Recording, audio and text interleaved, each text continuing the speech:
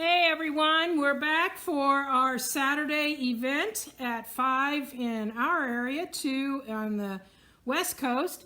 And so today what we're going to be talking about is the trim the table pattern. This is the pattern right here. We talked about it last week. I showed it to you, said you could go ahead and get it to be ready to get going with this. But if you don't have it, that's no problem. You can get it because realistically, you're not going to be able to sew along with me today because I've worked on things ahead so that we can keep this to a reasonable amount of time. So we're going to go ahead and get started here. If you downloaded the handout, it can be found on the Westalee by Me site. It can be found on the Sew Steady site. There's several places, but we've got something new. I think you're going to really like it. And that is, we have a shopping cart up here. So if you are actually on your computer and you're watching, you could click on that link and it's going to take you straight to Sew Steady. Or you can make some notes and afterwards go to that link. It's going to take you straight to be able to buy the items. Now some of the items Sew Steady doesn't carry, like ruler stickers and things like that. I'm not actually even using ruler stickers tonight, but those extra items obviously are not going to be on there. But the main things that we're using, including that pattern, are available straight from Sew Steady. And Megan's here again with me, and she's going to post the link right in the comments area so that you could even click on that so that you could go straight to the site and order. So we're just trying to make it easier for you so that when you see an item, when we're talking about echo guides tonight, you're going to be able to just go right there and order, because sometimes it can be hard to navigate and find exactly what you want when we're talking about it. So that link has been pinned or been added to your stream. It's been added to the stream there so that you can use that link. And like I said, you can make notes and use it afterwards, because all you need to do is pull up this handout, and that's a live link right there so that you can add items to your cart. So we've got a lot to do tonight. We've got a lot to share, so we're going to get started here. And we're going to be doing circles on, we're going to actually be sewing some circles. So those of you that have never seen that, you're going to like that. And I think even those of you that have sewn for a long time are going to find some hints and tips that are going to make your sewing a lot easier down the road. So if you look at the back of the pattern, and I've got it right here, I'll hold it up here so that you can see it a little bit easier. It gives you the requirements for the fabric on the left side, and then over on the right are the cutting requirements. Now on the left side there, those are going to give you for 2, 4, and 8 placemats. If you wanted 6, obviously all you have to do is combine 2 and 4, and you'll have the amount that you need to use to make that. Now you'll notice on the front that there are some bonus project, the little mug rugs that are in there. The little mug rugs can almost be made out of the scraps of your fabric from this. So that's why I actually did those, is because I thought, oh, I've got these scraps and those scraps. What can I do to make those cute little mug rugs? So you can see that you could do that also. So the instructions for those mug rugs are in there. And so what we're going to be doing tonight is, I did this pattern. I created this pattern long before I knew anything about template quilting. I knew circle quilting, the circle sewing, excuse me, how to use the Sew Steady's extension table, but I didn't know anything about template quilting. So what we're going to do tonight is we're going to embellish these pieces with quilting. So it's going to be a little bit different. So you're going to want to have something there to take some notes, because rather than, like it says in the very first piece of information, fuse an 18-inch square of fusible fleece to the backing, you're not going to be doing that. You're going to be fusing it to the pieces that we are going to be doing our template quilting on. So, do we have any questions before we get going? We do have one. Wants to know what kind of thread you're going to use. Well, for starters, I am just using a 40 weight, 50 weight thread. Actually, that's what I'm going to be using the whole evening. So here's our finished project. I don't know if I can even get it all in there. We've got a circle that is our napkin. So this is actually a big circle. We'll be doing that at the end tonight. And so that's going to be our napkin that we've put in there. Now you can do it smaller. If you wanted to fold it in half, you can put it in like this. This particular napkin is just an 18-inch square, but we're going to be using it so that we're making it so it's bigger, so I kind of like the look of fluffing that out. And so what we're going to be doing is we're going to be doing some template quilting on this piece, some template quilting on this piece, and then we're going to be doing cross hatching on this middle piece. So I've got identical pieces here all ready to go. I'll get the ones I don't need out of the way for you. And I've already folded my strips, these strips right here. That's a 2.5-inch strip. You can see those requirements right on the pattern. And these are my pieces that I'm going to be quilting. So this one is 8 by 18. Those of you that have the pattern in front of you, this is an 8 by 18, and this is one that I'm going to be doing some quilting on. That's my top piece, and it really doesn't matter because it's the same for the bottom. And so those are two pieces that I'm going to be doing template quilting on. So I've already fused my fusible fleece. Now I like to use Pellon 987F. It's a one-sided fusible, and we're going to be putting that right onto that piece, and that's all of the fusing, or that's all the that we're going to be doing to adhere that is to fuse it. Now I'm going to give you a little hint here, and hopefully I can find my sample.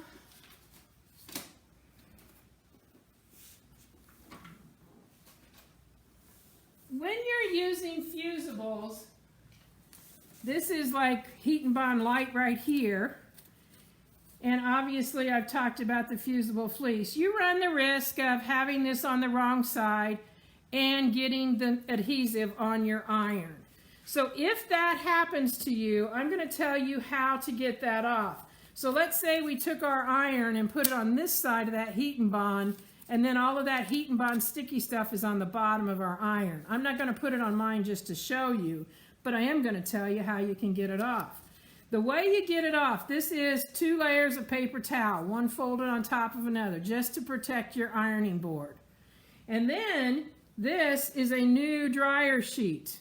I use Bounce. Any of them that look like this, it's going to be fine. New is the key. This is not you save your old ones, because no, we need the stuff that's on the new ones to get the stuff off of the iron. So I'm putting that right on top of my paper towel. And so if I had my iron that had fusible, mine doesn't have anything on it, but let's say it did, I would set this on my ironing board and I run it back and forth across there, and that whatever is in this dryer sheet is going to take that off of my hot iron. So your iron is going to be hot.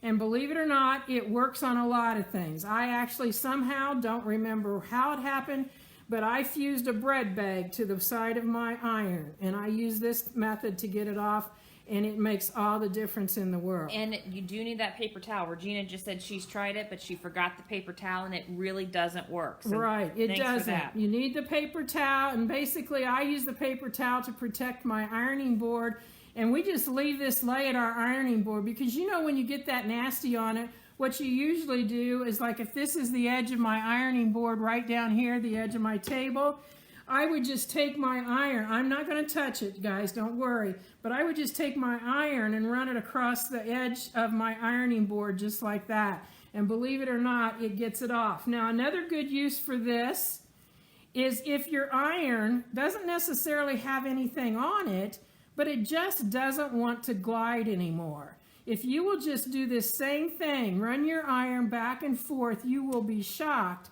at what a huge difference that makes in your fabric, or your iron being able to glide right across your fabric. So we've got some questions about that fusible fleece. One, would you ever use that in a quilt? Probably not. The reasons that I like to use it in placemats, and I sometimes use it in table runners, is because of it is not nearly as it doesn't have the drapeability, but it has structure more than just a batting does, because this has got a structure to it that keeps it so that your placemat is always going to stay that same nice shape. So good question. Another one from Lillian, is the Pellon heat resistant? So I think what she's asking is, could I set something hot on it? Oh, it's like if you were going to put this in the middle of your table? if you're going to do that, what I would do, great question, hadn't thought of that, but let's say you're going to make just round ones and you even leave this off of there and you just have something round here. You could put in a layer of, help me ladies, they're going to tell, I can't think what it's called, you know what I mean. It's the one that they use in making the hot pads. Somebody will come up with it and we'll share it as soon as you put it on there. But you could put a layer of that in here with it. And I would do it just like I'm going to show you. And then I would add the layer, probably, well, you wouldn't want to put it on the, well, yeah, you might. You might want to put that on Insulbright. Thanks, Insulbright. Elta. Yep, thanks. I knew somebody knew it. Okay, that's why we're a team here. You and us, we're all a team. Oh, you all are telling us. Thank you, guys. All right, so Insulbright. So we're going to make the pieces and parts here, and then we're going to assemble them together. But to answer what she said regarding that Insulbright, you probably would want the Insulbright to be on the top, and so you might put that in here and have that instead of, I don't know how you would hold, you could hold it together with pins, I guess, but have that instead. Now this, being the structure that it has, it is also thinner. So I had to lower my foot just a little bit, which you'll see here in a minute. Could you wash it afterwards? That's the next question. Once this is on, can you wash the... Oh, all this can be washed. Okay. Yeah, it's all perfectly, it's all intended for that. So I doubt that a hot pot would do much to this. I think that if you were going to put something hot, you would be fine to put it on this to protect your table. So in other words, it would be on the back of your backing. It would be on the back, like so in the first part of the instructions when you get your pattern. Instead of putting a fusible there, you would put the Insulbright right on that. So that way you could be doing that, and that would protect your table. So anyway, now I'm going to show you this. I'll probably show you a couple of times, but I have used mini templates to do, and I started out with what I thought was going to be a good thread. Can they see that, Megan? Perfect. Okay. And it looks okay, but it kind of looks like, yeah, she thought she had the right color. And so up here at the top, I've got 2 of those on there. And I went to do the bottom and I did one, and then I said, nope, I'm changing colors. And so I put this color on, and it matches this much better. Although it doesn't jump out at you as much, I think it looks a lot better. So to eliminate having that problem at all, don't use a busy fabric like I did. For those of you that were with me just a couple weeks ago when we did the stocking, I was using this so that when I put a display together, these will all go together, the stockings and the placemats and whatever. But I think this would be the better color of thread, even though it doesn't jump out at you. So the whole idea of what I was doing here was when I picked my template, I wanted it to look like my poinsettias. So that's the reason I picked this one. Unfortunately, I tried red. Obviously red wouldn't have worked. We tried green. This is just not, it matches this, the light part in there, but it just doesn't show up very well. Once you stitch it out, it looks white instead of... Yeah, it looks more white. So that's going to be something that you're going to want to play around with. Now, what I want to show you is, and Megan, you're going to need to get my lovely circle over there of paper. These come out to be about, I would say 17 inches, because we start out with, maybe that's more like 16.5 inches. I haven't even measured it. But what I did was I put this was on a square of paper, and those of you that have been following know that instead of putting the tack up through the paper, I just taped the tack on here, and I used the outer rim tool. So the outer rim tool you'll need to add to your order, because I hadn't gotten to that point when I submitted what I was going to be doing so they could make up our cart there. So this is the outer rim tool. Those of you that have been with me know that we've used this in our star making and that kind of thing. But what we're going to be using is this hole down here.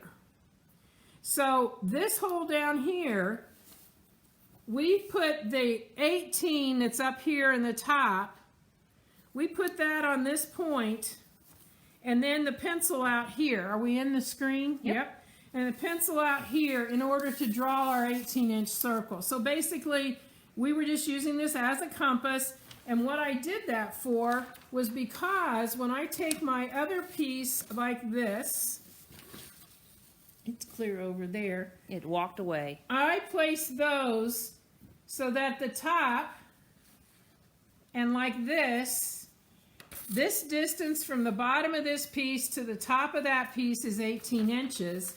And I laid this on here. And the reason I did this, gals and guys, is because I didn't want to do any more embellishment than I needed to. So I don't want to work out in this area. So what I did was I laid that on there like that. And I need to do it to show you. And I just took my chalk in this case and roughed it right around there so that I knew my area to embellish. And I'm just going to come over here. And we had a good question from, I think it's Bia. I hope I said that right. On your tool here, these arrows are not already on there.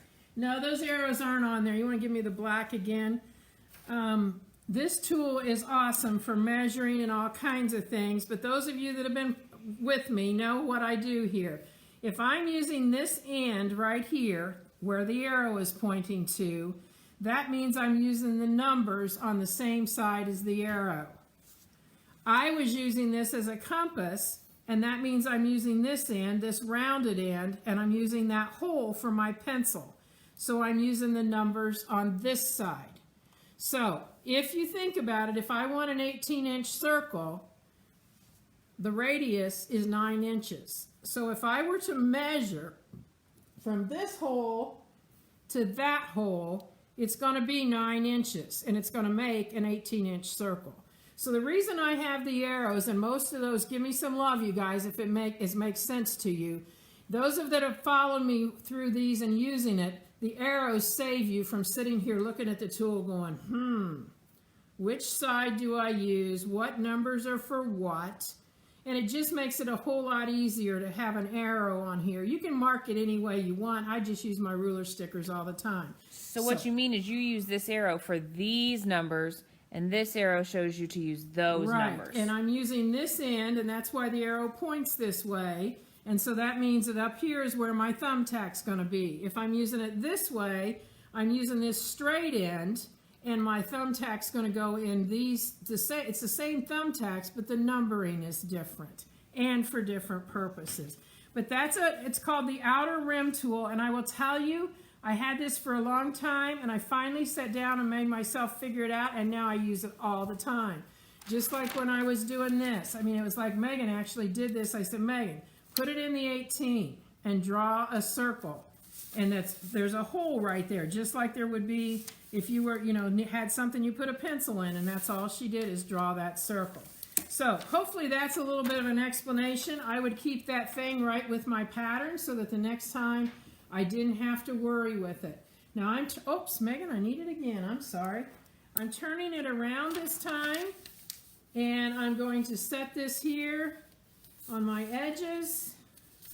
And I'm going to, again, I'm just giving it so I know where I am going to be decorating or embellishing. So we're just going to even use the outer rim tool to help with this process as well. Right. You could actually do it this way. You wouldn't even have to draw your circle if you didn't want to. I think it'd be a little difficult, but whatever.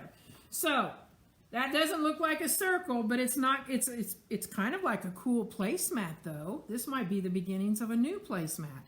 Well, we'll leave that for later.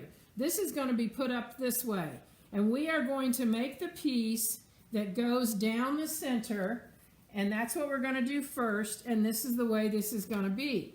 Now, I want to tell you a couple options because there's no way I can show and illustrate all of this, but I can give you the ideas here.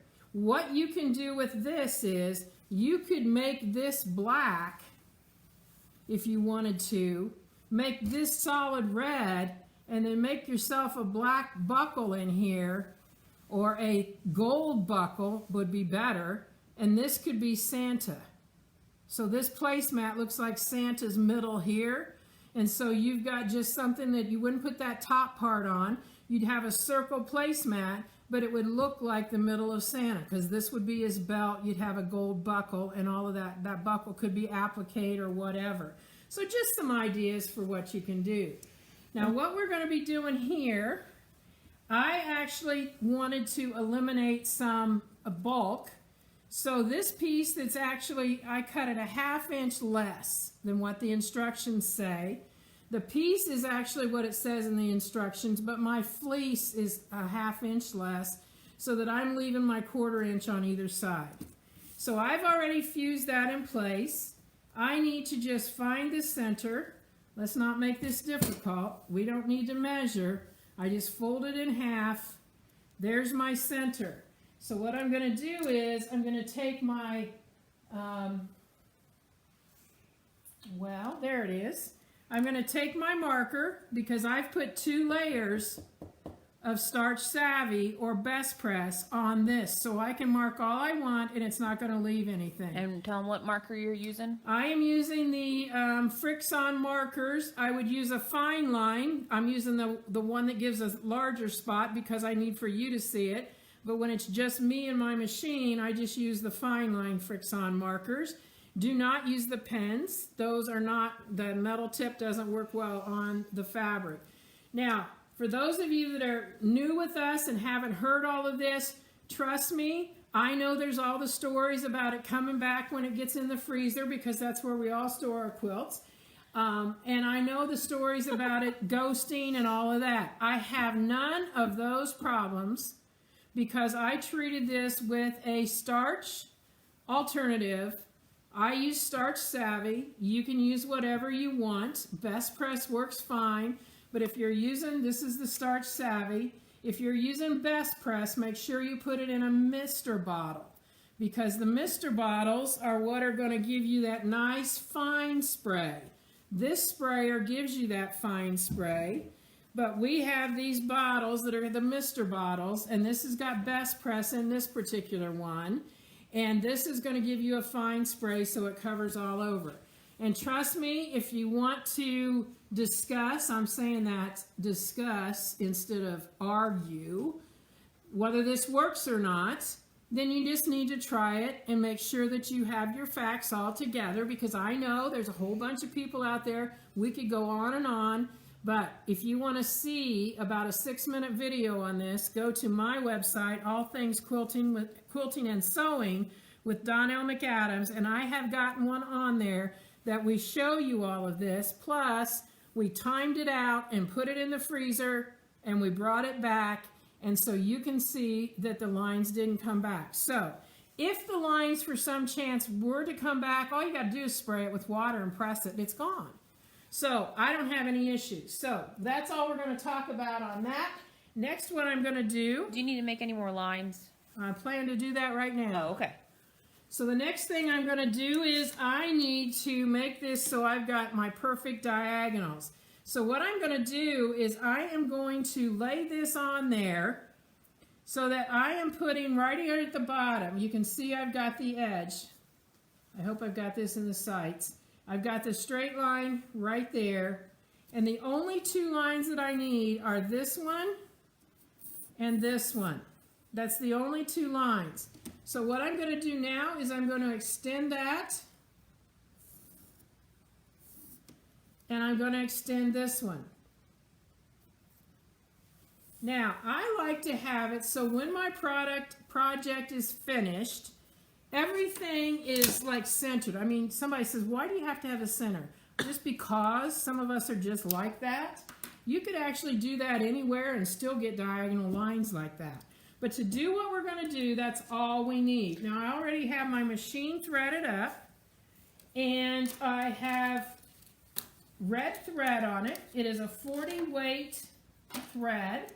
And do you have that same in the bobbin? I have the same thread in the bobbin, yes. And so what I want to show you is, all I need is a straight edge. Now, I could use my little 6-inch, it's in the blue bag, Megan. I could use my little 6-inch arc and use that and not, have any problems with it. But guess what? In some places, it's just not long enough. So I like to use something that I can get across there one time, if at all possible. So this happens to be a product of mine. You can get it on my website. And I am going to use that because I can put the stable tape on the back, and now I've got something that spans the whole area. So we're coming to the sewing machine here. Give me just a moment. And I will give you a hint. I am going to be doing what I call stitching in the margin, because this is going to get stitched 3/8 of an inch away. I have a 3/8 inch margin all the way around. So when I come up to this edge right here, I'm going to, before I do anything else, I'm going to pull my thread up just the first time, just because I know some of you want me to make sure that I do that. I really don't need to. And you'll see in just a few minutes why I say that. It's out in the margin and it's not going to matter. But I've got both of them there. I'm sitting that needle down. And now those of you that were with us, I don't know whether it was last week or a couple of weeks ago, I explained to you the fact that if your ruler foot is not exactly a 1/2 inch from side to side, then when I use my spacing gauge, this isn't going to be right. But my foot is an exact 1/2 inch. And all I have to do is use my spacing gauge to measure, and now I've got this an exact 1/4 of an inch away. So, are we in the vision here of the... Yes, Jenny is asking, do you go right to the edge or within a 1/4 of an inch of your edge? I'm right on the very edge. I'm just inside the edge there to pull up my thread, as I'm sure what she's meaning, right? I think so. Okay, and I'm going to show you the hints with this, you guys. So what I'm going to do is I'm going to stitch down to here, but not off of my fabric. And then I'm going to turn. So I'm coming down.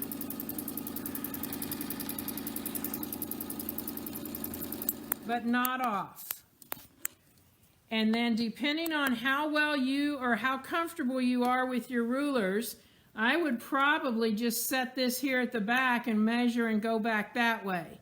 But if you're not comfortable with that, or in the case of what I'm doing, I want you to be able to see what I'm doing. I'm going to take like 1 stitch over to get it right in line there, because that's in that margin. I'm going to line this up, and I could tell when I stitched that I need to go down just a little bit. Hang on here. While you're doing that, I want to say thanks to Susan. She told us that our volume was off, and you're right, it was a little low, so I should have gotten it fixed by now. Thanks for telling us. Well, I don't know what happened here. It says raise the needle bar. Raise the needle. Okay, so if you've ever had this happen, this is called the kamikaze approach. For some reason, I've given my machine mixed signals, and I'm not going to sit here and try and figure out what those mixed signals were. I'm just going to let it correct itself. So hopefully we can do that now. There we can. You see that came right up. Everybody's happy. And so what I'm going to do is I'm going to go in and get my machine set again, because it was not low enough, and I need to lower it just a bit. So now we should be good.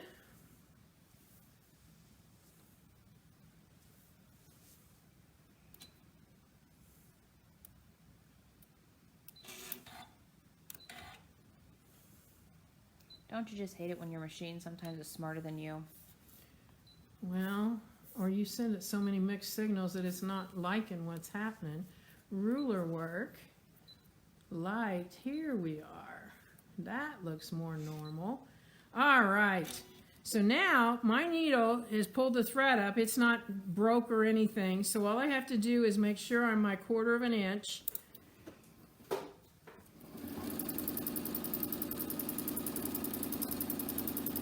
Now when I get down to this one, I'm going to need to go ahead and break my thread. So I'm just going to cut the thread.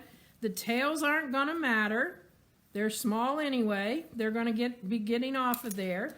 But now is when I use my echo guides.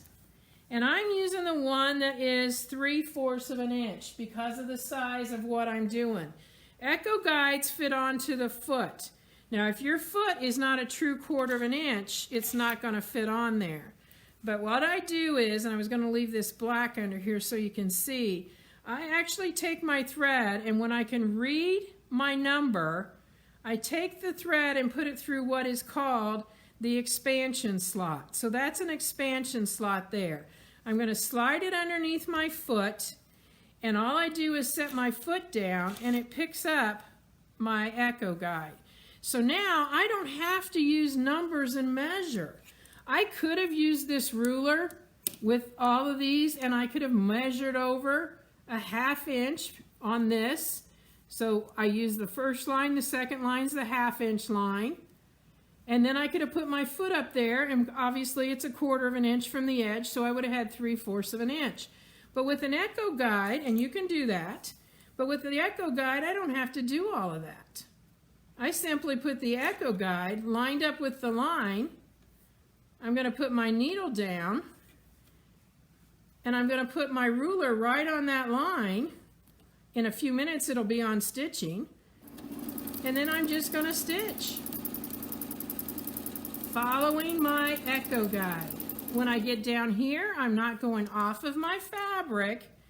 I'm simply going to turn this, and look there. It's ready to go again. Now if it's not, if I need to correct that a little bit, all I'm going to do is in what I call dance to the next spot. I'm just going to move 1 stitch or whatever. I'm going to line this back up. I don't have to use anything because I have a line stitched. You can probably tell by the sound of my voice, I was leaning back there to look to see if I have it straight. I stop right on that edge. Now here's a little trick of mine. If you're not sure and you want to make sure you stay right on that fabric, just take this so your ruler is parallel to the edge and go along there like that. And now I'm ready to come back this direction.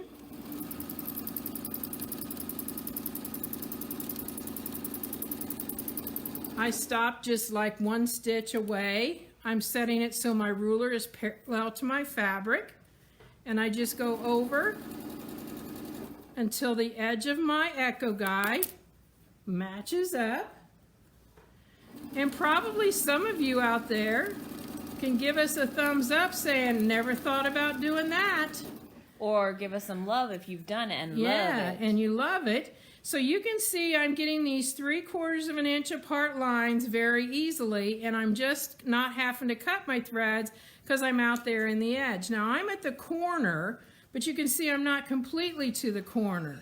So what I'm going to do is I'm just going to come diagonally just a smidge. Oh, I wish you could see all the love and likes that are coming in. Oh, that's great.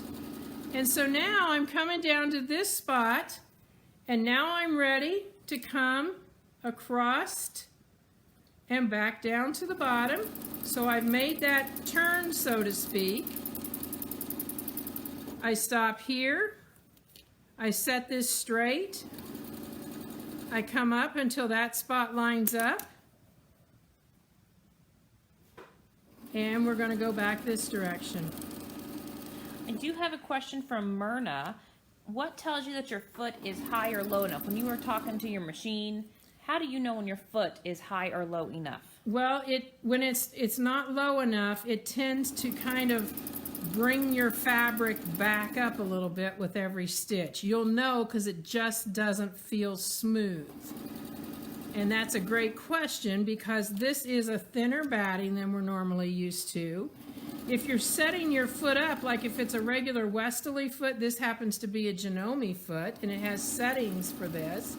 But if you were setting your foot up, you would, in the setup process, because I have you leave it loose and you set it down, you would have understood that feel in that very first process, so that wouldn't have mattered. Now, Kate asked a great question. Do all of those echo guides fit all of the Westalee feet? They fit all the Westalee feet, yes. These echo guides are designed for Westalee feet. And I know that they fit the Janome foot. I know that they fit the Bernina foot. I'm always going to tell you to practice, obviously, first to make sure everything is working right.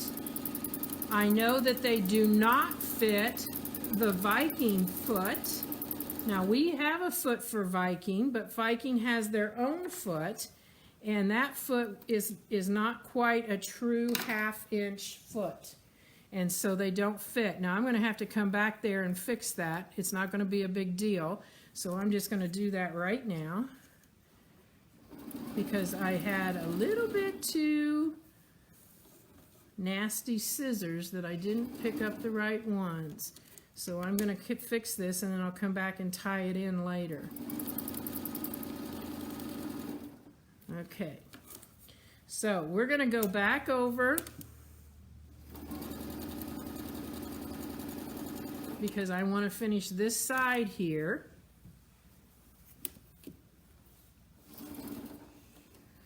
And you always want to have a little bit of a margin. If not, like, I don't know how many of you have taken my project bag class, but we have done that, and it has some cross hatching. It's a little different than what we do here, but it has cross hatching in it, and we actually make the piece larger to start with and then trim it down. And you could do the same thing here. You could make the piece 1 inch larger so you had plenty of extra room.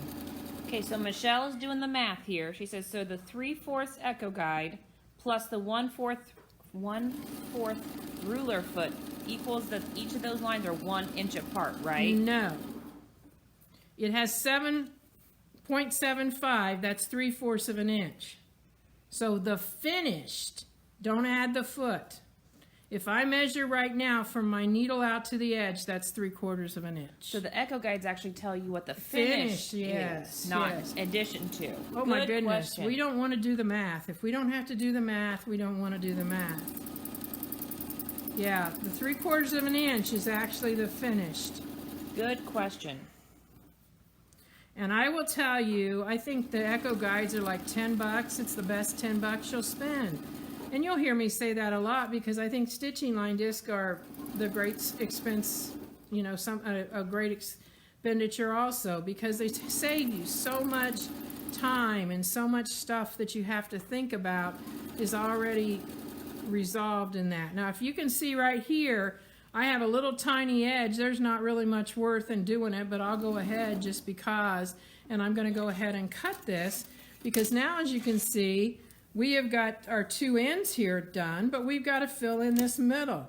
Now, I don't know what happened right there. Those of you that are watching real close, you might have seen it. I just now noticed it. That's kind of wonky. That's okay. Don't sit there and take it out, because you're going to see that once we get a few lines going the other way, you're not ever going to notice that. And I know some people that's just like, they would lay awake at night worrying about that. Life is too short. Oh my goodness, this is the first time B has ever seen an echo guide. We're so excited for you. Oh yeah, because you're going to find out you can do a ton with it. So like right now, I've got my ruler straight, and I'm coming down here. This is the line I just stitched. And so I'm going to put this right along there, and guess what? I was exactly where I needed to be.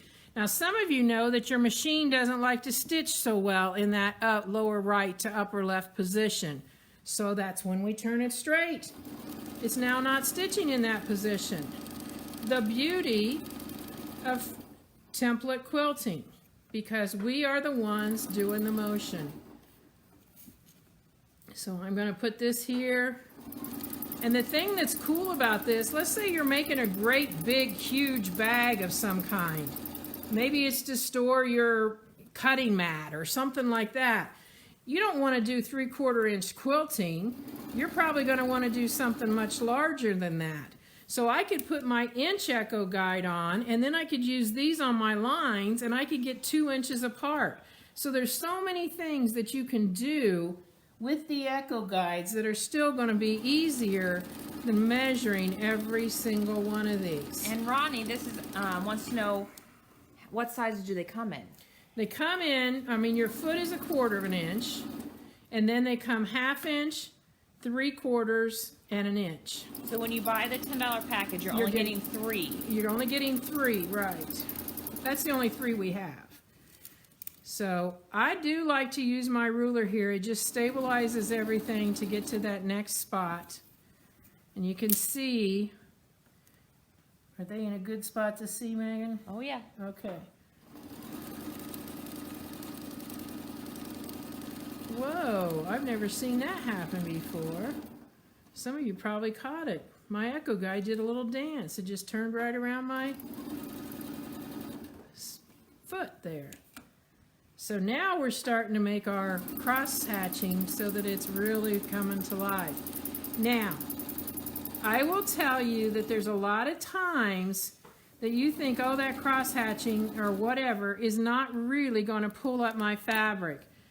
I know this fabric was 18 inches when I started, and since I've already made one, it does pull it up. It pulled it up, I would say, probably 3/8 to a 1/2 inch. It's not a problem on the pattern we're doing, but it might be a problem on something you're doing. So remember, what I said a while ago is it may be easier to cut whatever you're doing larger and then cut it down to size after you've done it. Patsy said that her Echo Guides did a little dance the other day too, so. Yeah, and I think right now I could pull mine up a little bit. And to pull it up, you've got several options. I have curved scissors here, and I'm just going to use them kind of as a little bit of a lift and pull it up so that it's on there, because it's just that the actual Echo Guide itself, that hole is not just a straight down. It's kind of like a bowl. And so if you pull it up, it's going to get tighter. So I imagine it's probably not going to dance anymore because I pulled it up and got it tighter. So April's looking at your ruler there and wants to know, how thick is it? This ruler Yes. is the same as a low shank template. So I think that's, I'm not sure. We can look here. I happen to have a sheet of paper here that tells me low shank templates are 1/8 of an inch. So it's an 1/8 inch thick. And I use the ruler obviously for centering borders and things like that. There's a lot of uses for this ruler because you can see two different measurements, but it works perfect to be able to put this on and also be able to use it as a longer template. So now you can see I've got those finished. So I'm coming back into here. We're going to put the foot down, line it up, get on that edge. I don't need to pull that thread up because it was cut. If I just pulled it out and cut it, I would need to do the pulling up. Now remember, we've got our margin here. And so what I'm going to do is I'm going to just come down this margin. So you guys keep asking questions. Megan will keep answering or telling me what they are, and I'm going to just stitch away so we can get on with this. I've got a question. Nanine from Sweden, she said, when I use my Topaz sewing machine, I put the Echo Guide with the back side up. It fits well then, but not when it's right side because it's too big of a hole. Oh, that's perfect. That's an excellent way to solve that issue. Okay, I want to make sure that wasn't going to be a problem. Oh, no, that's great. That's a great thing. I'm glad you told me that, because if I have somebody saying it's slipping, and you know, that might be a resolution. I'll have to try it for the for your Epic? For the Epic, for the foot that is made by Viking. So Jenny asks, can you get that ruler for the high shank? And I think we only have a one size for that. We only have ruler. one size, but you can use low shank rulers on a high shank foot. That's not a problem. A lot of people that have two different machines, one being low shank, one being high shank, they just buy all low shank rulers. So if you didn't know that, like I didn't know that when I first started, and I was spending way too much money getting high shank templates.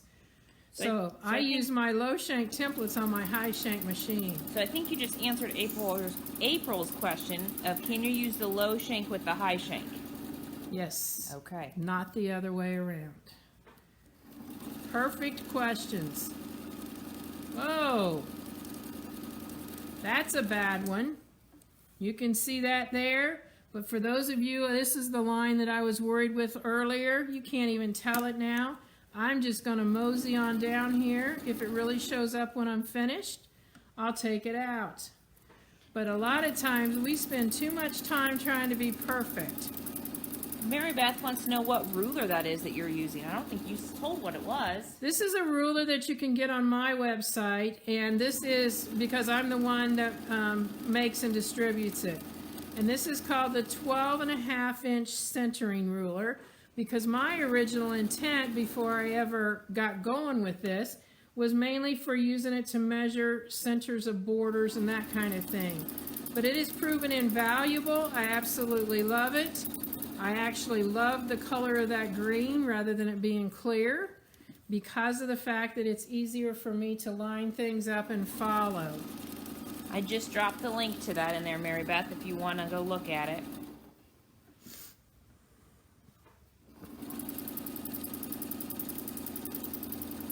If you like it and you fall in love with it, you need to tell your local quilt store about it, because then they can order it so your friends can get it too. Okay, so we have finished, and so I'm going to trim these few threads that are showing here, and I'm going to hand this off to Megan because the hot iron's near her, so she can get rid of those for me, and we're going to go on to another piece. Now that piece is not completely finished, but it's close. Now what she was talking about, let me get my black fabric here. What they were talking about, meaning turning it upside down, is this side is a smaller opening than the front side. And that's so that it goes on easier. But what she's saying is if she uses it upside down, now I probably won't be able to get it in there because you can see it's barely in there, because mine is bigger. But for those of you that have the feet that are a little smaller, that would be an excellent, and I'm so happy you shared that because I hadn't thought of that one yet. So here's our piece now that the lines are all pressed off of that, and I'm trying to look at that for that one spot that I really messed up, and You always tell me not to look and point it out. I know, but, you know, I'm just trying to show them that, you know, you don't need to worry about all of those things. It was really pretty crooked, too, and I don't even see it. Well, perfect. I guess the iron fixed it. All right. So what I'm going to do now with this piece, I've got this white in here. I'm going to switch out my thread. And we are going to be using a mini template. And Megan, if you want to lay that black piece up there again. Because although the weight of my threads is the same, I don't want any little spots peeking up on me. So I'm going to change to my gold thread. Notice I don't take my whole sheet off. Okay, I don't have to. So what I'm going to use here is I'm going to be using the small, this is a set. If you've not seen these, you're missing out. This is the set of what we call crosshair rulers. It's the minis. And I actually take and mark them with a marker. You can see the 5 there. Yeah, I could stop each time, and I could also look up here, but I want to see them so I can see them easily. We have a 5, a 6, and an 8, which is the same as what we have in our large. What I'm going to be using tonight is the 8. Now, the reason this is such an advantage to have these is because even though I come out here and I get this marker, or this same marker is 8, do you see my design is small? And I really don't have anything to mark in here. So you would be marking just a tiny thing and then having to cross a bunch of lines. So I find that the mini crosshair grids are well worth their investment. And the one that I'm using that I found out looked like a poinsettia is the Spinifex 15. And the mini Spinifex come with 2 different sizes. And so I'm using the 15 2.5 inch. And so that's the one that I'm using. You can use, Megan, you want to hand me my green folder right here? You can use any of those templates that you want. I think I have them all. And maybe not. That's a new one on me. So I have all of these little minis here.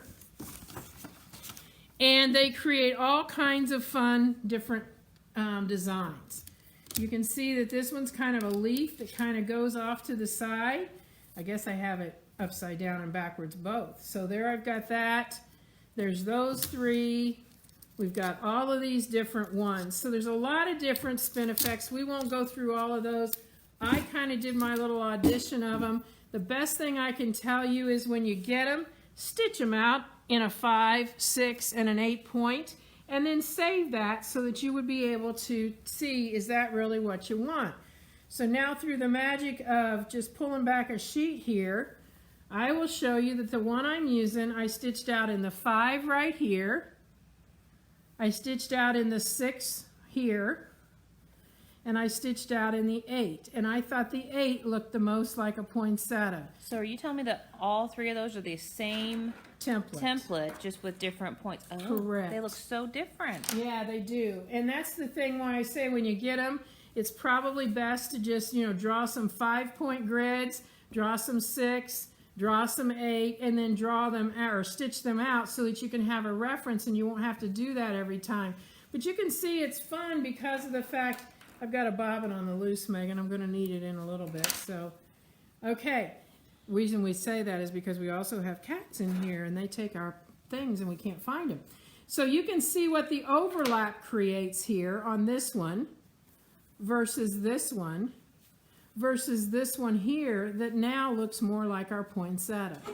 And they're so much fun. I mean, who would have thought that that template right there is going to look like that when it stitches out?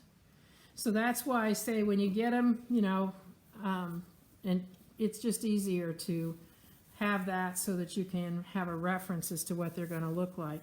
Now, even though I'm not happy with the way it shows up on my fabric, I'm going to go ahead because this is what I have prepared for you.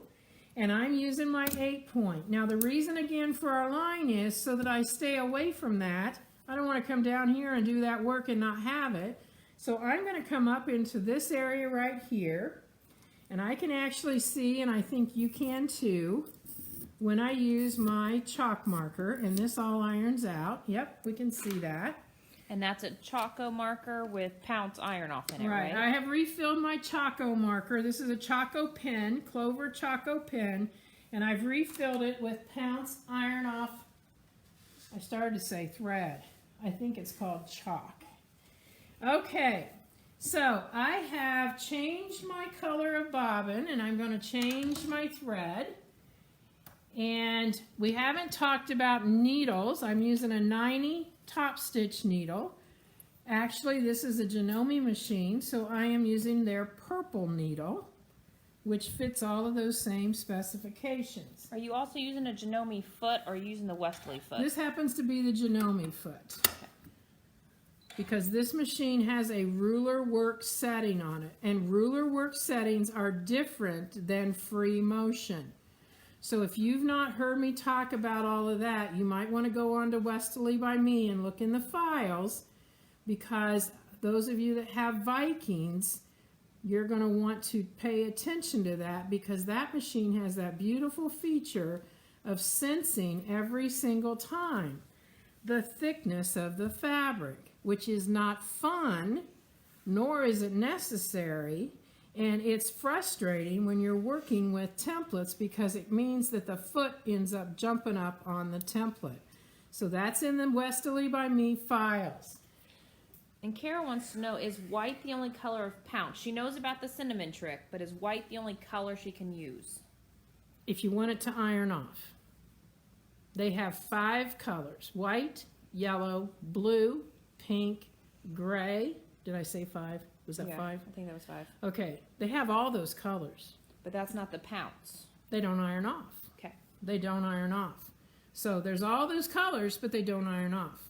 Okay, so I'm going to go ahead and I'm setting my foot down. I'm putting my needle dead center in the middle, and I'm going to lift this up. I will tell you, because what you're going to see is something that's a little different, but I will tell you I do not have to tie off any of this. You're going to have enough stitching going back and forth through that middle that you're just controlling these threads to begin with, and after I get started I'll stop and just cut the thread. You'll see why. So I'm taking my template, I'm putting it right up to the center there, I'm lining up my lines. I'm getting my thread out of the way. And this is one that you might want to practice a couple times, only because it has a weird feel to get started, because it kind of comes out of the gate and takes a turn.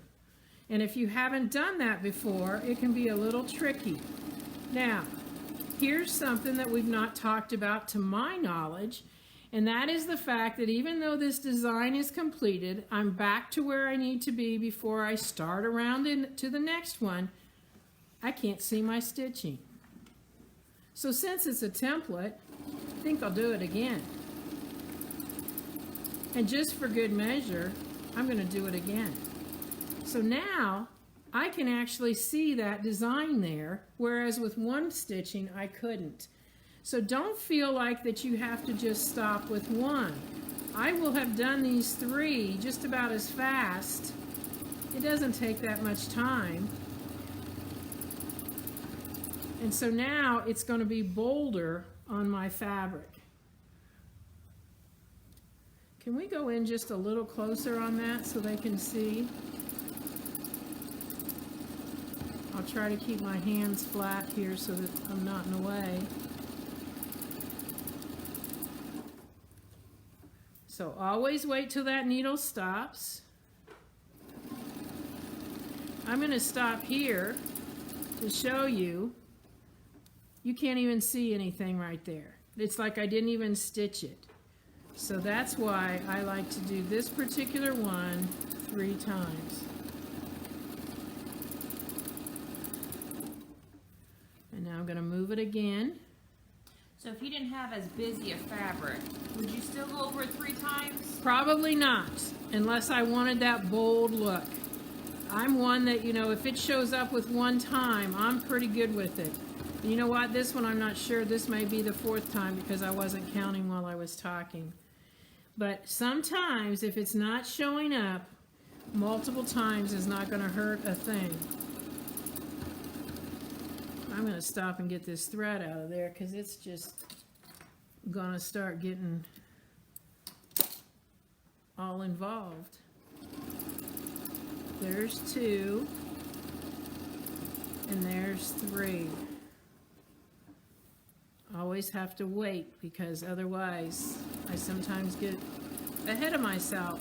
Now another thing that I haven't mentioned tonight, and that is the fact that I set my machine speed to medium, and then I simply take my foot control and turn it around on the floor so that my toe is on the back edge, which is the one closest to me now because I turned it around. And all I do is floor it so I get a good consistent speed. Now I'm finished, so all I'm going to do is I'm just going to kind of dance around a little bit and then cut it, because that way it's all sealed up. It's going to be fine. But I want you to see what that center looks like when I'm finished. Where is it? There we go. There. You can see what that center looks like. Oh, it's it looks really pretty. That is. So that's the way, you know. Is it raised up any? And it doesn't feel much like it's raised up, but it sure looks like it. But that way you can see what that design is and what 3 times around does for you. So what I'm going to do is I'm going to come over here and I'm going to do another one real quickly in this area, because I'm just making these on here as if this was like a Christmas ornament that had some embellishment. So you can do whatever you want.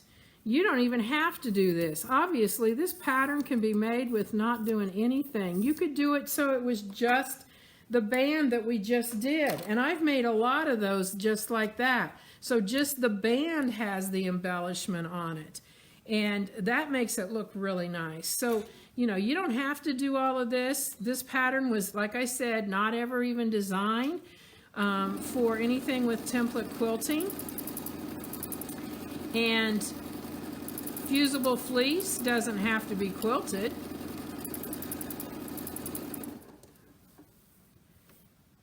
So, any other questions while I'm doing this real quick? I don't think we have any questions yet, but send them in. I don't want to lose you guys just while I'm doing this. So earlier this is just for me. Earlier you mentioned having it maybe where you make it look like Santa's Belt. red suit and belt. So what kind of embellishments would you do there if it was all red? Would you just do the cross hatching on that then? I don't know for sure. You could actually just do straight lines on the piece that I'm doing right now to make it, you know, just a little bit more with stitching. You wouldn't have to do, you could just embellish the belt, and that could be just straight lines too, and it wouldn't need to be a bunch of them. You might want to use some decorative stitches on your machine. I don't know. I like to find ways to teach you guys things that incorporate other skills or other things. So like this template set that I've been working on is designed so that you can use it as background fills for like your embroideries or your appliques or, you know, different things like that. And so hopefully that's coming soon.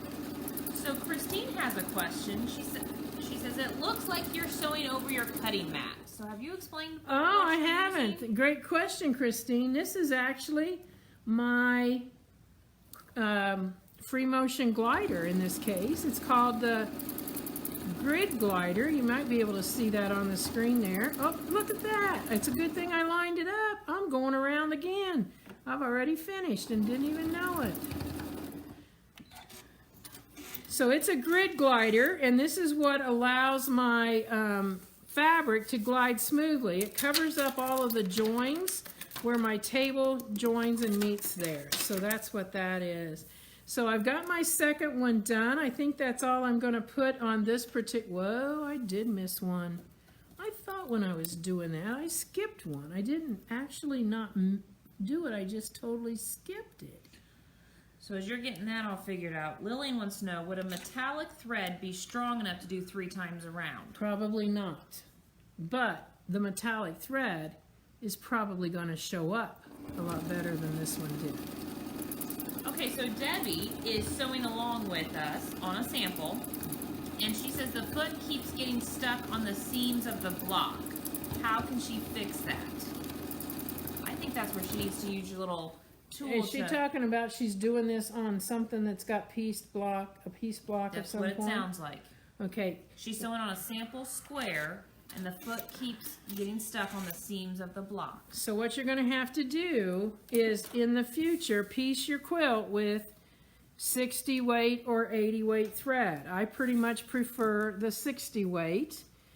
And I was surprised that some of you that were on one of the other educators, and I can't remember because I've watched several, when somebody brought this problem up, nobody replied.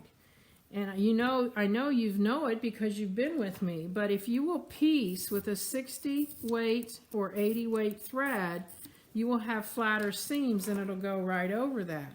But in the case of where you are right now, the easiest thing to do is to either get out a seam roller, which is hiding over here under all of my other tools. This is a seam roller, and you would actually roll that seam down so that it was flatter. The other thing that you can do is to set your foot to the height that is necessary at that seam. So in other words, you're going to be setting it to the seam height, and then it's going to be probably a little bit challenging to get over the, well, on the lower fabrics, what I'm trying to say. It might be a little challenging there. So if you were, like right now, if the center is where 4 seams intersect, that's not probably going to be something you're doing. That's just not going to work. And that's why some of our designs are moved out. And those of you that were with me a couple weeks ago, I showed you how on the buttons and bows quilt that we did, that I actually used my thumbtack on the top of my fabric because I couldn't get through all the thickness of that seam. So if you haven't seen that, go back and watch Buttons and Bows. I'll tell you what, you guys, that was probably one of my favorite quilts that I've done. All right, new question coming in from Noelle. Would buying the mini grid crosshatch be better than buying the 8.5 crosshatch? They all have different purposes. If you wanted to, test that out, that would be a good way to, give it a try to see if it gives you the, what you want. But I actually do love those minis because when I am working in like a cornerstone or, working with some sashing, it's nice to have something that's more the right size rather than that big crosshair square to work with. All right, so we talked a little bit about metallic thread. Julie asks, could you use metallic thread on top and then the regular thread on the bottom? Yes, that's what you would do. You definitely would do that.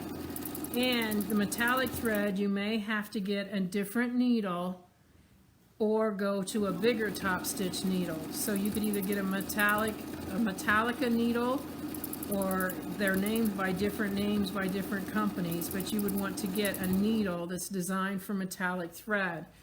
Now, I probably should have tried metallic on this. I just didn't do that because I could have used my metallic thread on this one. Now let's see one more real quick here, and then we'll be able to put this little guy together. You ready for another question? Sure. Sharon wants to know, she has 60 weight heirloom thread that she bought to make lace christening gowns. Can she use that for this? I would say probably so. I mean, she's not gonna have a whole lot of colors, I would imagine, but yeah. To do the quilting or do the piecing? Quilting or piecing? I don't know. Let us know, Sharon. Are you going to use that for quilting or the piecing?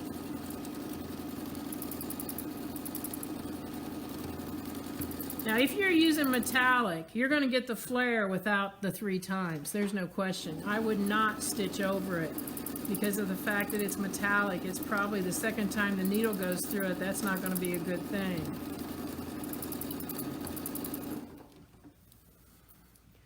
But I will tell you that once you get the hang of this design, it's called muscle memory.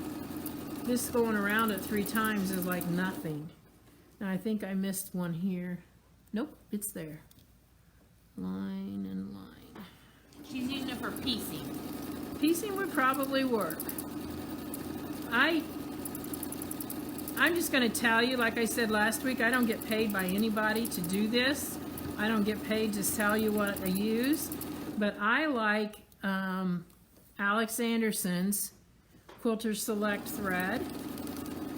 I also like the Aurifil, but I'm liking the 60 weight Quilter Select, and they have a great variety of colors. Now I want you to think on this. When you're piecing, you don't need a ton of colors, maybe 3 or 4.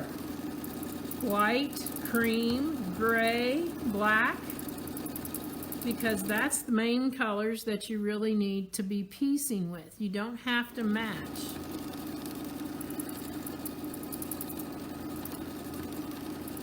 I hope you enjoyed our question and answer last week. I really liked it. I thought it was great to have all of the input from everybody. I learned things as we go, just like tonight. I've learned about putting the echo guide on upside down on machines it doesn't hold on to. That solves a big problem. The unfortunate part is that is not related to, but it doesn't resolve the problem in that the spacing gauge.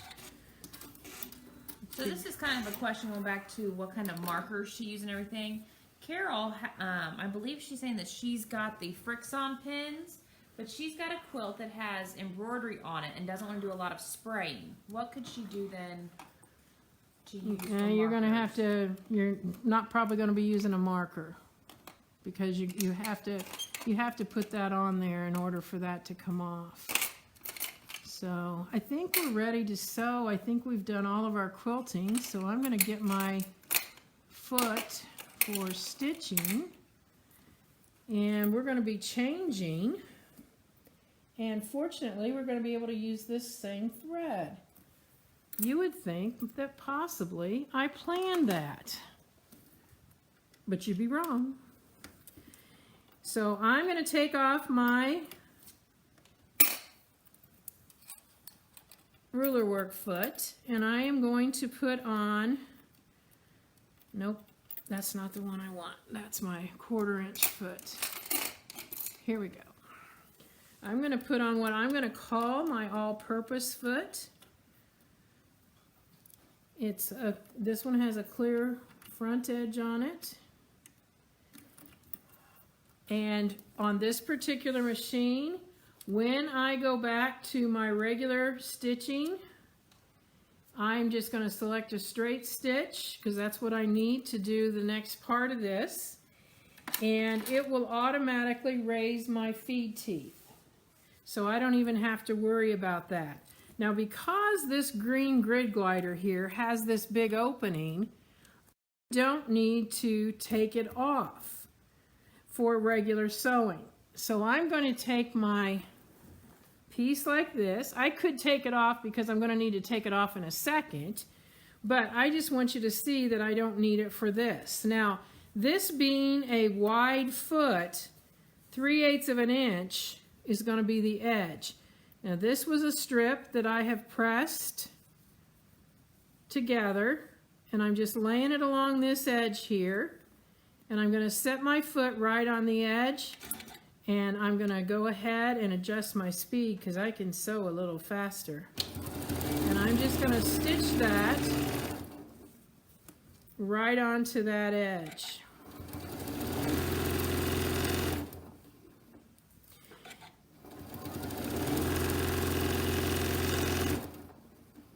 Now, I want to remind you, I'm doing Christmas, but you can do any season you want. I have taken this and I've left off the top piece, and I have done an embroidery instead of this. Like, you could put welcome on here, or you could put the Smiths or whatever, like your family name on there. You could put happy birthday on there and have a set of placemats that whenever the family member has a birthday, maybe just the family member that's having the birthday has the birthday now, or maybe the whole family has the happy birthday. So you can do a lot of things with them. I also have this great idea from Myrna. She says that Christmas is around the corner. Start making your Christmas lists and print off your wishes on your templates and then give them to your family members. Exactly. That is a great idea, Myrna. Now what we're going to do here is this gets pressed out, and there's no reason to turn this back. So it's not like I have to lay this and turn this back this way. This can lay right like that. It's not going to hurt anything. If you wanted to turn it back, you can. It won't hurt anything doing that, but you really don't have to. So Megan, you're going to press those out. And I'm going to get the big piece here. We are going to be using our holes in our wish table. Now, if you do not have a wish table, this is the first thing you want on your list, you guys, for Christmas, would be a wish table. I would just tell you it's just wonderful. But maybe you have your machine set in a cabinet. I did too until I got a wish table, and I said, never going back in that cabinet. It's so much easier to do these things with having this nice big table. But if, for example, you don't, you can get what's called the Circles and Straights tool. And this is also from Sew Steady. So what I would do with this, I'll show you this first so that you can get an idea what this is like. This is a smaller mat that has the numbers. And so what I'm going to do here is I'm going to peel this off. And I am going to lay this up around and match up my lines so that everything works just right. And I know that I want a 17. Now, I don't think they can see clear out there, so maybe we can move that out so they can see it. So I'm going to do this one to make my napkin. So this is the 17-inch circle here. My fabric's cut 18 inches square. Now that line that's right there needs to be lined up with that etching. Whoa, go down. On my tool. Does that better? Can they think see so. it there? My etching. And so what I'm going to do is I'm going to peel off this backing. Did I already take that? No, I didn't. I'm going to peel off this backing, and I'm going to tell you this guy and this are super sticky. This isn't so much, but this is. So I'm not going to press it down on there. I'm just going to sit it down there real lightly, and I need to get the line going across lined up and this line lined up. So I'm just going to put it in place like that. And if you don't mind handing me my pieces that I'm making my napkin out of. Here we go. Now this is something that some of you may, oh, I messed it up big time. I hit the screen. We're good. You just wobbled it. Okay. So what I'm going to do with this is I need to find the center. So I'm just going to fold that in half. And since I've got my little roller out here, I'm going to roll that. And I'm going to fold it in half the other way. And I'm going to roll that. So I'm just going to take this and roll that like so. So now, face up, I take this pin more off, and right there is my thumbtack. So I'm going to put that right on that center. Okay? And now I've got my other one, and I'm going to show you the shortcut to this, is I'm just actually folding this and then folding it again. I hope I'm not too close. I really can't tell what you can see or not, but They see your lovely hands. okay. So I'm pulling this out here, and I've got that so that I've got both of those. So I can go this way, and I can go this way. And I've got that creased in there. Now this one is going to go on right sides together. This is our napkin that we're making. We're making a round napkin. So I'm going to put this on here, and now I'm going to tell you the big secret. Offset your circles. So you've got two squares now, but you want to put them so that one, can they be seen up here? I'll have to adjust just a moment. I want you to see that they are offset so they look like this. Because what I've done is I have made this so that when I stitch this around, I have stabilized my grain. Because if I put them right on top of each other, this is going to be stable grain here, but this over here is going to all be bias. So now where I have stable grain on top or on bottom, I have bias on top. Where I have stable grain on the bottom, I have bias on top. And so, obviously, you know what I'm talking about. It alternates. So I've got the size. I'm going to quickly check to make sure I'm not off my edge. And where I start, I'm going to come right here. And I am going to put my foot down. It's just a regular straight stitch. And I'm going to stitch forward. And I'm going to use my reverse to go backward. And now I'm going to come on around. And for those of you that have never done this, you just kind of pet your fabric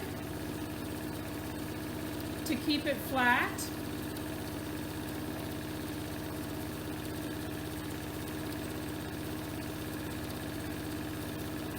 So I just keep petting that fabric down flat.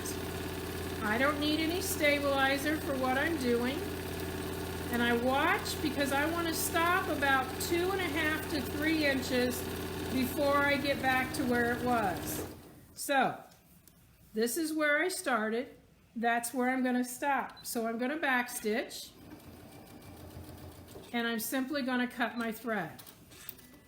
Now I'm just going to pull this forward to free everything up. This is where my opening is. Now those of you that have turned a circle know that you cannot ever get this looking right again. Oh yes you can. I'm going to show you the secret. But first, Megan, I need a drink of water. So, Okay, while you're taking a drink, I have a couple questions. Patricia would like to know, since you're on an M7, does the table go all the way the length of the throat? No, it stops about midway, Okay. but it works perfect for what I'm doing. And then there's another one. Nancy has one, but she says, how do you get your surface low enough to work on when you aren't stretching to reach the work? So Closest enough to me? yeah, she feels like she's stretching, and she says it might just be because she's vertically challenged. Well, here's what I'm going to tell you. Okay, you're absolutely right. I understand that. I like to sew high. Now, that doesn't mean I smoke anything or anything like that. I like to sit high when I sew. And it makes a huge, huge difference. I will tell you it does, because when I was working on getting ready for today, about 2 hours before, I was over on another machine, and I didn't take the particular chair that I like over to that machine. I just used what was there, and I felt like I was in the basement trying to work. So I totally get what you're talking about. So sit a little bit higher, even if that means you have to put your foot control on a little bit of a stool or a ramp or a turned upside down something or other. It will make it so much easier. But I totally understand what you're talking about. So it's a chair issue, most likely. You just want to get so you can sit higher. Yeah, definitely. All right.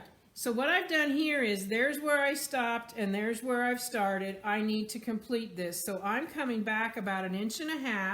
I'm putting my foot down and I'm going to a basting stitch. So I'm taking it all the way up to like 5.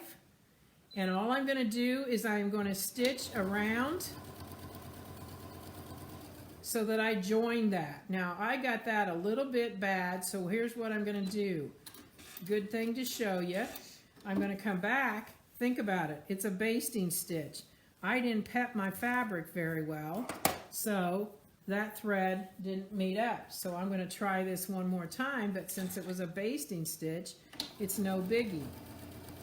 That's much better. And I'm sewing 1 inch before and 1 inch after. I don't want to be just right in that spot. Now, I don't want to cut this thread because I want those threads so I can pull them out. So I'm going to just pull this out this way, and then I'm going to cut that.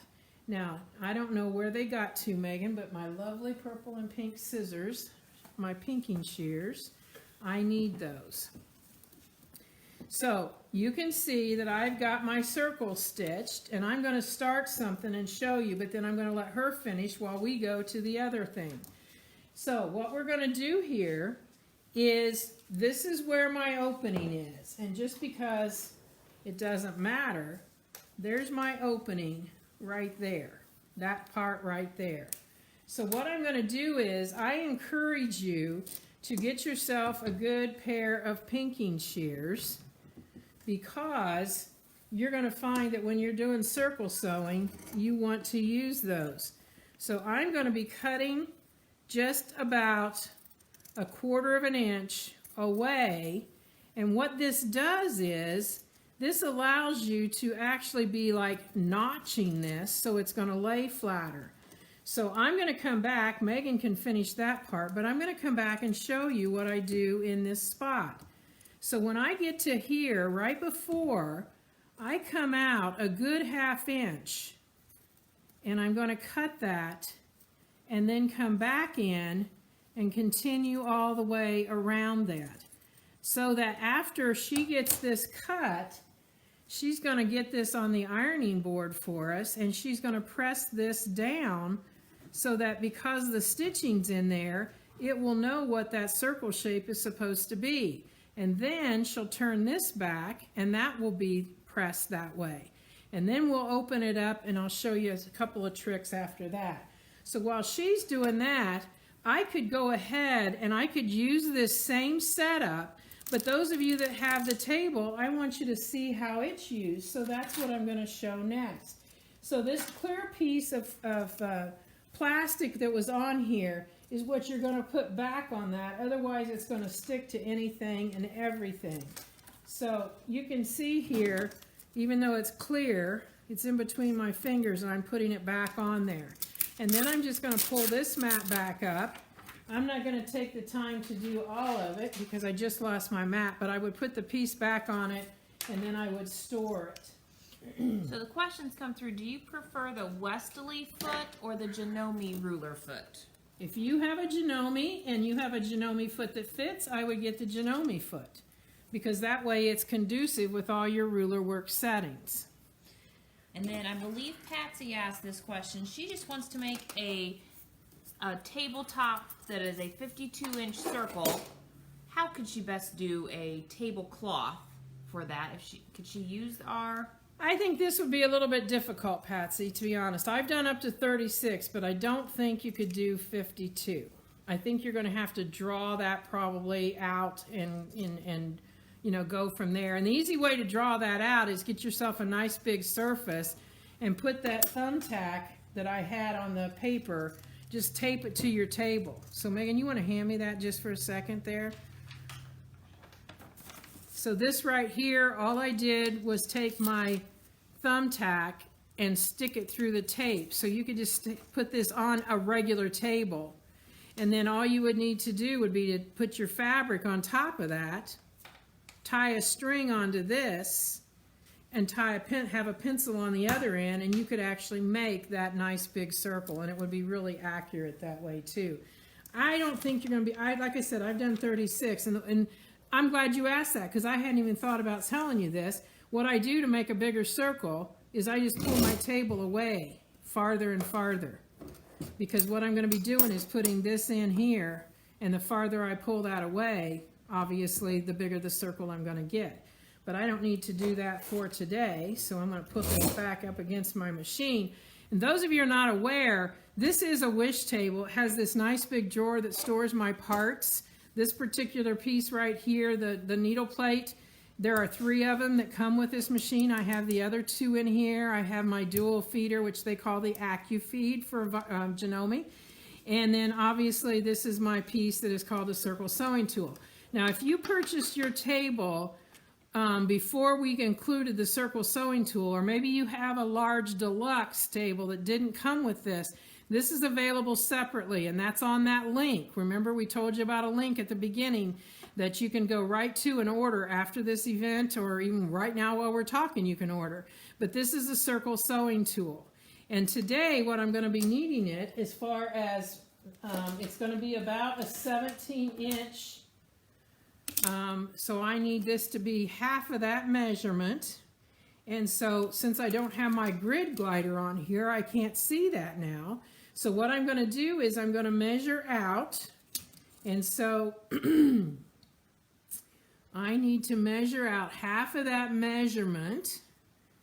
So 14, 16, 17 and a half. So it's probably going to be, so it's like right here. I'm going to guess that's going to work. So you'll see what we're doing here in a minute, because I'm just going to go by how big my fabric is. So what I'm going to do is, I'm going to mark that. I've done this before. I got that set up, but I need this space. So I'm just going to mark it like so. That'll come right off of there.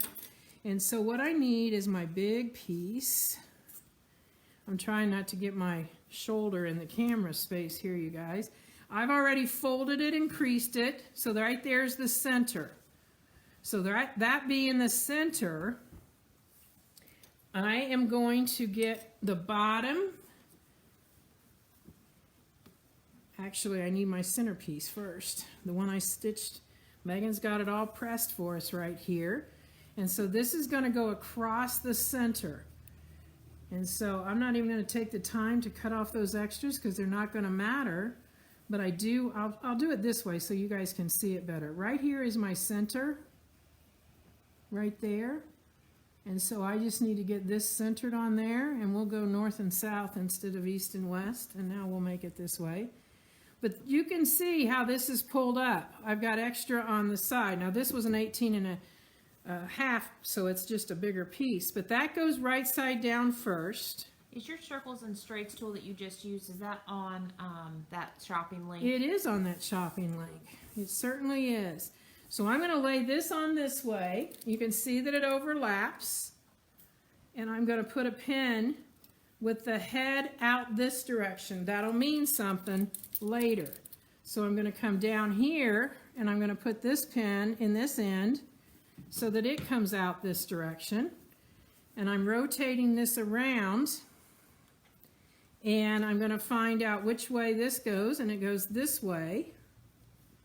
And I'm laying that down and you can see it overlaps. And my pins are going out.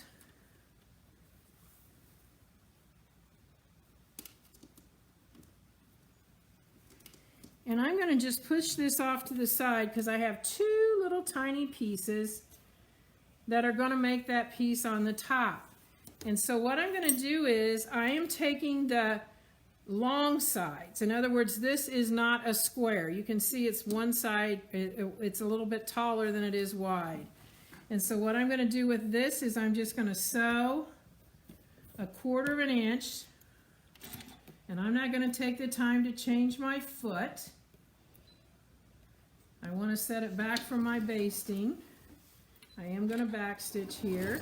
And so I can get 1/4 of an inch by using the inside edge of my foot. And all I do with this is stitch the two long sides. Pull that up a little bit.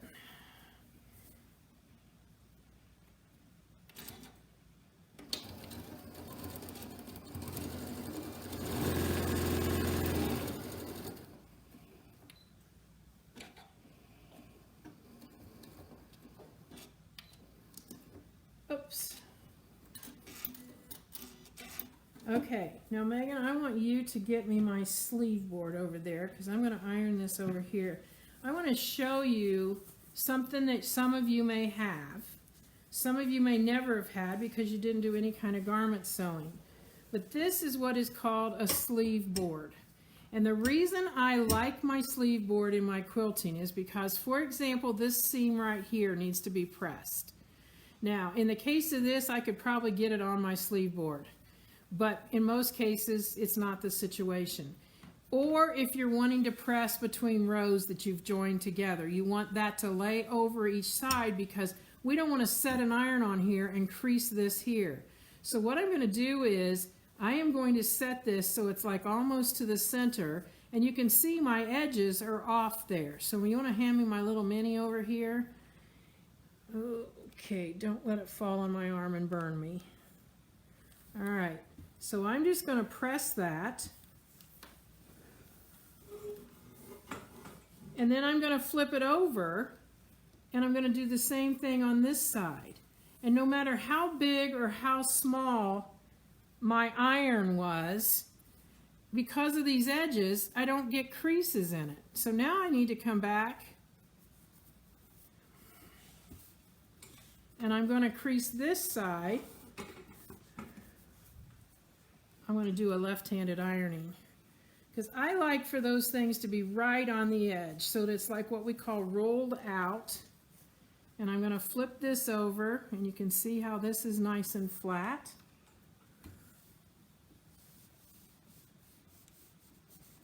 But I just really like to have it so that I have, it's an even bigger thing when I have like 12-inch blocks that I'm trying to press the seam in between there, and I don't want anything else in the way. So I'm going to look here to see, okay, I'm going to fold this. These are my two sides. This is going to get folded this direction. And I'm going to put that in here in the middle.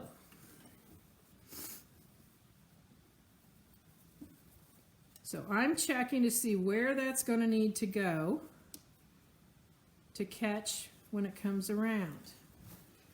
And this looks to be like right where we want it. So I am going to put a pin there. Now I like to stitch this so that the fleece side is down.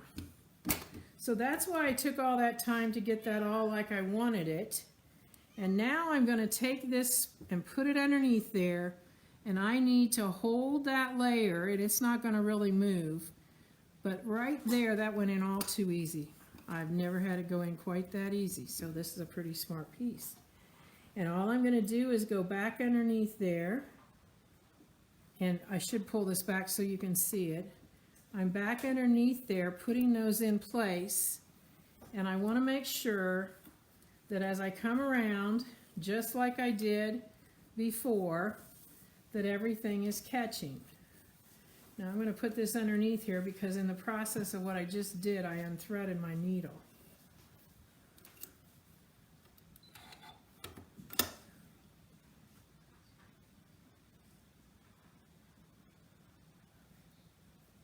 So I'm going to put my needle or my foot up, and I can see that I need to come in closer. So what I'm going to do here is I'm going to simply put this on so this doesn't come off. That's a pin more. Now I can pick this up and I can move it. And I want to see, am I catching everything? Ooh, that's close there. Let's come in just a little bit more.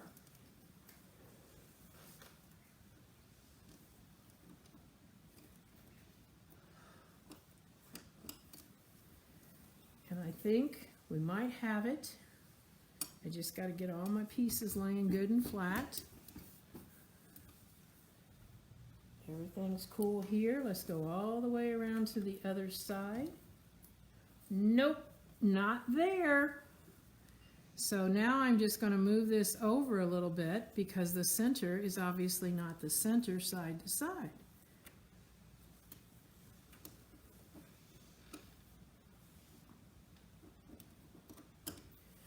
And now we're good.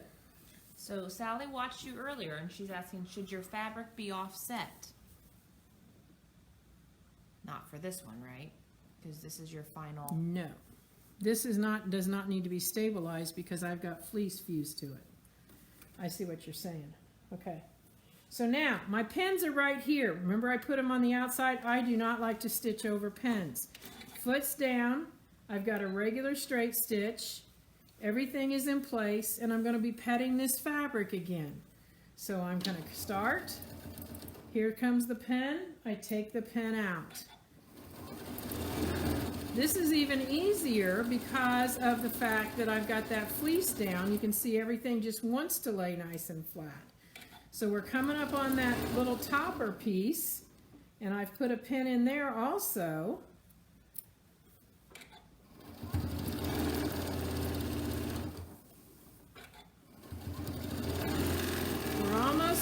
So if you're wondering how much longer, we're almost finished. So I'm taking this pin out. So Lillian asked, is that why you marked your table so you knew where to place your metal pin? Right, but I still moved it a couple of times. I moved it back in because I wanted to make sure I had it in the right place. So we're almost back to start. There's no way that you could sew a perfect circle, even if you tried and drew it. And that just makes it so easy. I'm back stitching. I'm going to cut my thread. And because this one has the layers on it, the overlaps, I don't have to worry. So while I'm finishing up, Megan's going to cut that all out. It's so nice to have a lovely assistant. I'm the sewing fairy. She's a sewing fairy. And so when you store your circle sewing tool, store it in the piece of cardboard that it came with. She's given me the symbol for scissors, which I never had. She did. Oh. So I don't know. Found them. So this is the tool that I'm using here. It's by Famore, and some of you may have an older version of it. I can remember when I talked to them at Famore and said, I need this tool that's not made anymore. And they said, we're on it. And so this is my first version of it. It's a loop and tube turner. You may not have seen this before. No, this did not come out of an operating room. But the newer one looks like this, and it's even nicer because the grip is better. And this little hole right there allows the point to go in there so it actually secures. So this is like a point turner. So those of you that remember back when we made shirts or blouses that had pointed collars and you couldn't get that point turned out, this is perfect for that. But I also use it for dealing with my turning circles, because here's what Megan's already pressed that back. Doesn't that look beautiful? She did such a good job. It's all pressed nice and ready to go. And all I'm going to do is come in and say, hey, I'm taking that out of there. So I'm finding my seam ripper, and I'm going to get the edge to get it started. Hopefully I can find it. There it is. And I can just... Do you want me to turn it as well? Yeah, go. No, I don't. Okay. So what I'm going to do is I'm going to just pull this basting thread out, get the other side of this, and what I like to do is I'm just going to go right in here, and I'm going clear to the other side. And when I get over there to the other side, I'm hooking that sucker in there, and I'm just going back on this on that circle. And so that way, I don't have to leave quite as big an opening because I don't have to get my hand in there. And I can get that whole thing turned out very easily.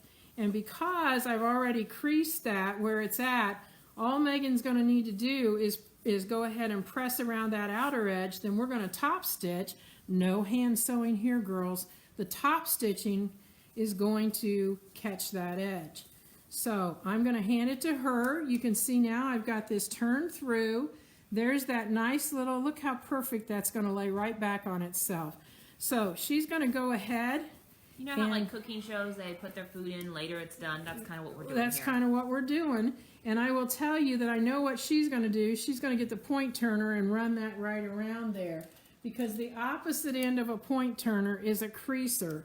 And so once you've got this in your hand, you can just take this like this and just go right around there. And that, even though it looks like it's gathering up over here, it's still pressing that out. So I'm going to let her do that. Oh, she says she already has one over at the ironing board because we just did this earlier. So this is what this looks like. It's all cut, 1/4 inch away. And so all we have to do, oh, Megan, you're going to have to come stabilize. We've got a dancing iPad. So all I'm doing is turning it all. And the last thing is the little banner that goes across here.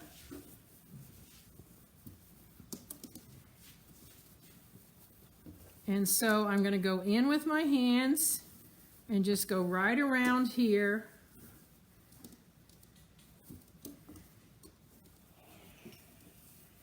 And now all I have to do is she's going to press that edge. And you can either decide whether you want to top stitch around there or just leave it pressed. And then I am going to, I can do this even before, I'm going to take this,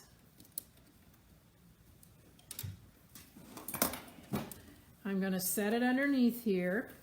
I'm going to make sure everything is where it's supposed to be. In other words, because she hasn't pressed, I mean, it still looks pretty darn good. Because I haven't pressed this, but I still want to make sure everything's laying where it's supposed to be.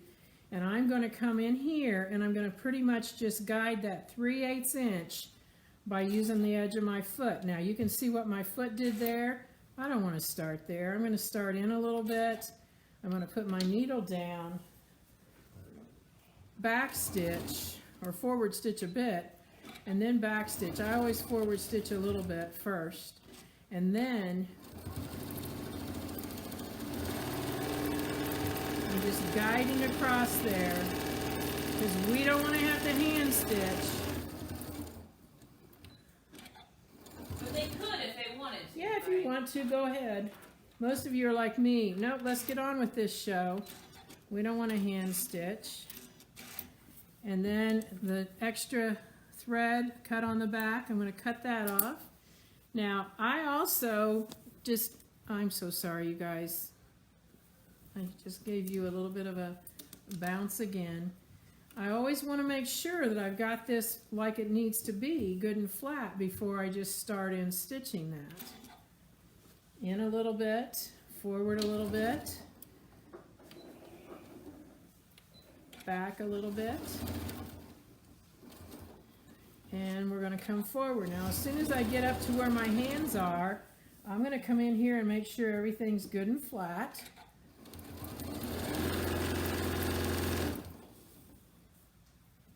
And last but not least, we're going to do our edge stitching on our napkin. I may have time to do it on this.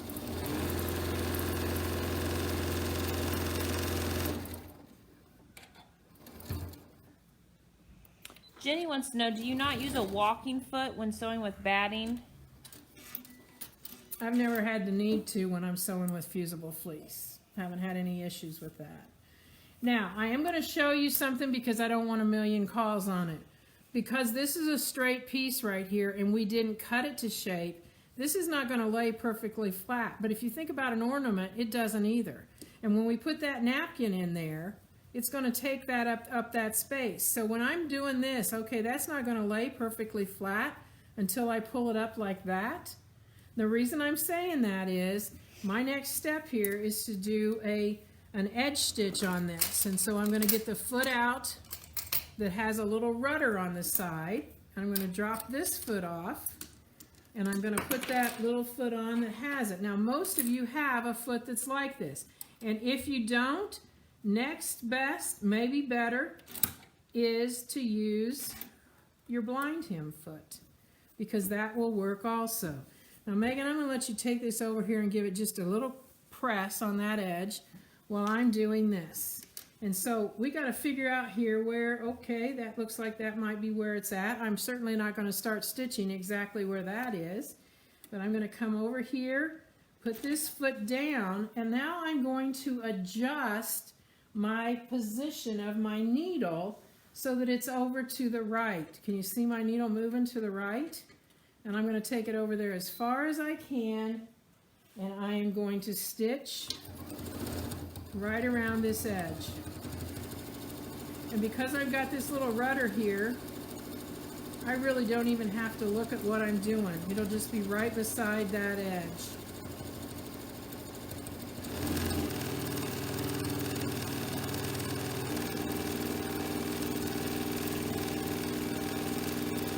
I'm like Larry the Cable Guy, get her done.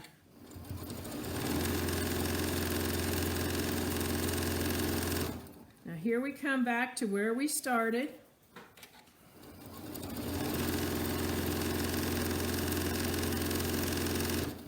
I'm going to come right back to that spot. I'm going to overlap and back stitch. I'm going to trim that thread. Trim the thread on the front. Excuse me, on the back too. There we go. I'm going to give her one more press, Megan, and I'm going to stitch around the edge of this. And on this, I don't want to start on this because you can see it, the thread matches that. And I am going to go a little tiny bit closer to the edge on this one. So I'm not going to go right up to that rudder.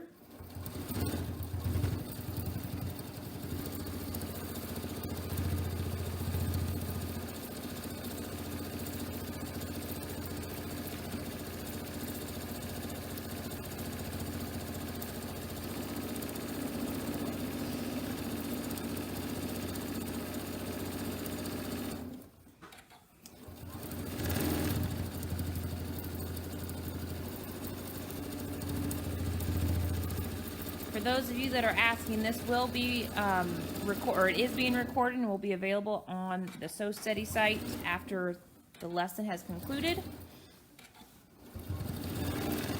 And how long is it on there, for a month or? I don't know how long. There's still some up there from March, so they're up there for quite a while. And what I want to tell you guys is, I encourage you, if you're, maybe you just quilt, that's all you do, sewing, projects and stuff, maybe you're just starting to branch out into projects, learn the things that your machine will do for you to make your life easier. Because although I'm flying around there, it's still a perfect measurement. You can see right there. And the reason for that, where am I supposed to go? Up, okay. Up. Now they can see it. Okay. You can see how smooth that is, and that's because I've learned what my feet are for. I know what feet on my machine make it easier. So as soon as Megan presses this, this is going to be a completed project. I'm going to show you how to fold this. You're just going to take it and fold it in half, like so. And then I just folded this down in like thirds. I flipped it over. There's nothing magic about it, but if you want it to look kind of like a big bow, this is the kind of the way you're going to do it. And so both of those sides look like that. This is going to be your center. And so what I'm going to do is I'm going to take this and I'm going to stuff it through here. This may be the hardest part of the whole project, is getting that pulled through there and get a hold of that. And it's just because it's kind of tight and I kind of have fat hands. So let's get her in there.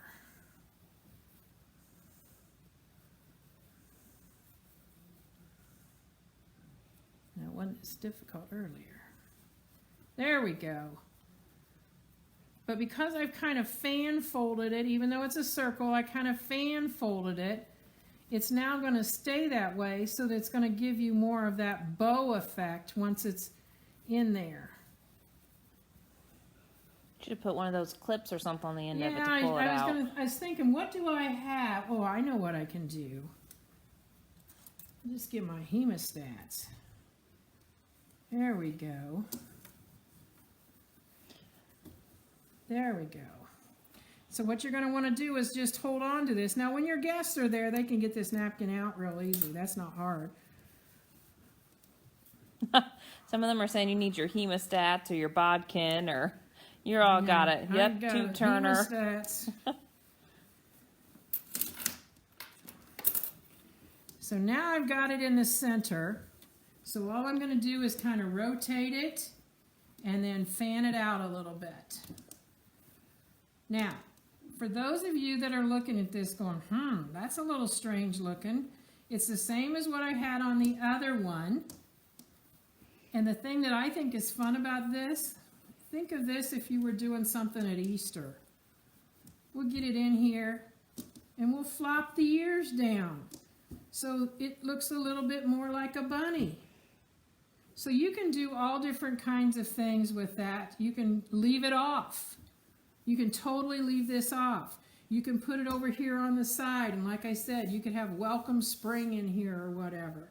But that's showing you how you can add and embellish. You don't have to do that. The whole idea is we wanted to show you this particular project because we wanted to see the advantage of circle sewing.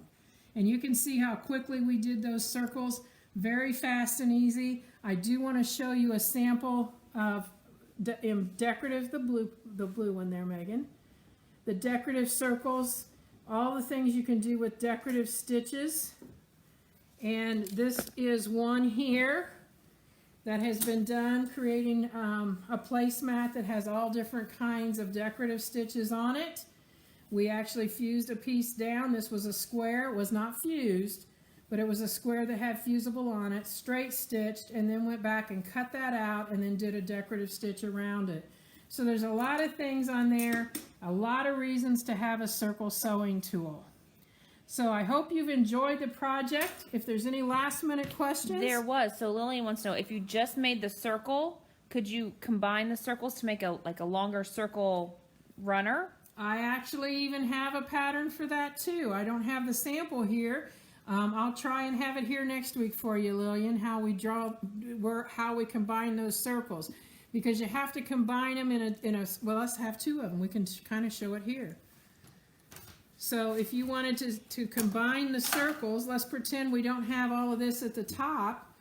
We could take this, we would take these this way, and we could straight stitch along here. Now what I'm going to do to show you how this is, I'm just going to put some pins in here.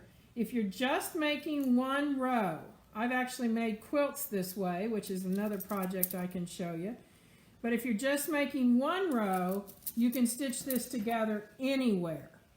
But if you're making it so you're joining rows, you have to have a specific, and I have that formula figured out. But the way this would be right here, I'm going to take this foot off because it keeps hitting me.